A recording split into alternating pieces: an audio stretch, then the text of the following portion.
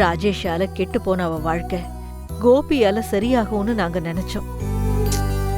ஆகல, முன்ன விட மோசமா போய்கிட்டு இருக்கு. எல்லாத்துக்கும் காரணம் என்னையும் ராதிகாவோட அண்ணனையும் தான் சொல்லணும். ராதிகா விரும்பினது ஓம் புருஷன்னு தெரிஞ்சப்பவே அவ விலகுனா. அவ வேண்டவே வேண்டாம் தான் முடிவெடுத்தா. நானும் அவ அண்ணனும் தான் கேட்கவே இல்லை. கோபி இத்தனை நாளா வீட்டுக்கு வந்து போய்கிட்டு இருந்திருக்காரு. மயூக்கு வேற அவளை அறிமுகப்படுத்தி வச்சாச்சு. இவரை தான் கல்யாணம் பண்ணிக்க போறான்னு ஊரு முழுக்க சொல்லியாச்சு.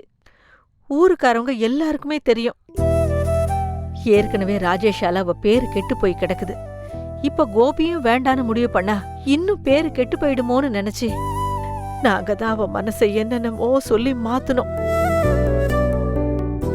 அதத்தான் நாங்க பண்ணிருக்கவே கூடாது.